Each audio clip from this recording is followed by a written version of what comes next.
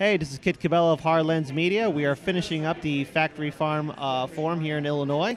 And today I'm joined here with one of the panelists that you saw on our Facebook live stream. Can you please introduce yourself? Sure, it's Cliff McConville, and I'm a farmer. Our farm is All Grass Farms. We're up in near Elgin, Illinois.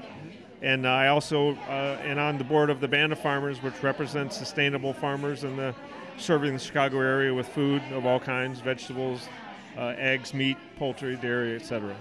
Now, I think to a lot of our viewers and subscribers, a lot of people don't understand what factory farming is and the impact that it does to local independent farmers. What is the current situation here in the state of Illinois in regards to factory farms?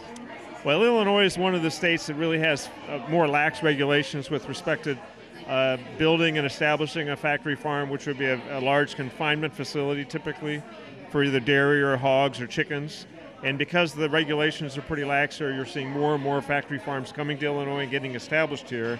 And what they really do is, in addition to the inhumane treatment of the animals that are inside of those factory farm buildings, they also lead to environmental degradation, the waste management, the smell.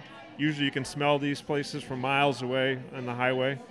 They reduce land values for other farmers nearby, and also drive down the cost of the product that the other farmers that are using more natural, humane, environmentally friendly conditions all of a sudden cannot get the good price for their product. So really what they do is drive down the whole area when they bring those establishments in, both the local residents and other farmers. And how many farmers have been displaced or lost their farms because of the impact of large farms, or factory farms to be more precise? It's thousands and thousands. I mean, we're losing thousands of farmers every year because these factory farms come in and because they externalize so many of the costs, because they're not paying for waste management correctly. They're usually not paying a living wage. They bring in a lot of immigrant labor. And so they drive down the cost of products, so they produce cheap food, but they externalize all those costs for cheap food. So the farmer down the street that actually pays a living wage to his family or his helpers can no longer survive because the price of their product goes down. So that's the situation we're seeing all across the country, not only in Illinois, but that's why so many small farms are going out of business, because these factory farms are able to externalize a lot of the costs, and a typical farmer that's being responsible and taking care of the land and their family can't do that. So, and another issue that I think a lot of people don't take into account is sanitation of the food, like especially with the meat products. Right. Has there been a rise in regards to the, the standard of meat that factory farms are producing? Like, are they at risk of really hurting a lot of people? Well, I think that there was no E. coli in the United States before we had factory farms and these big, huge processors.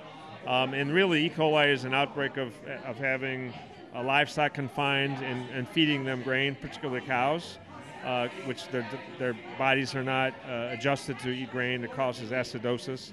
So there's a whole lot of diseases that are now coming up that we didn't know about 50 years ago when there were no factory farms. Because when the animals are outdoors on grass and pasture eating what nature intended them to eat, they don't get those kinds of diseases. So that there definitely is an increase in that. On the other side, there's more of a focus by the federal government on what I'm going to call clean, sanitized food.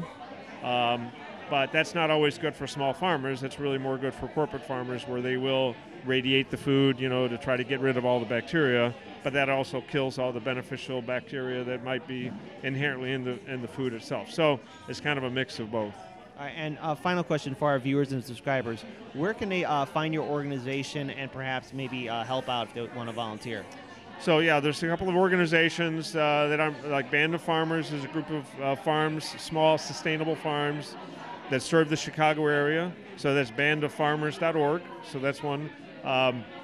Crate Free Illinois, which hosted this, obviously they have a great directory on their mobile app, which has over 400 farms in Illinois that raise their animals responsibly and ethically and humanely. And so that would be another great place. But pretty much if you buy your food directly from a farmer, you know how they operate, then you're supporting those farms and not the big corporate farms that are destroying the environment. Well, Cliff, thank you so much for joining Hardlens Media. And to all our viewers and subscribers, peace, everyone.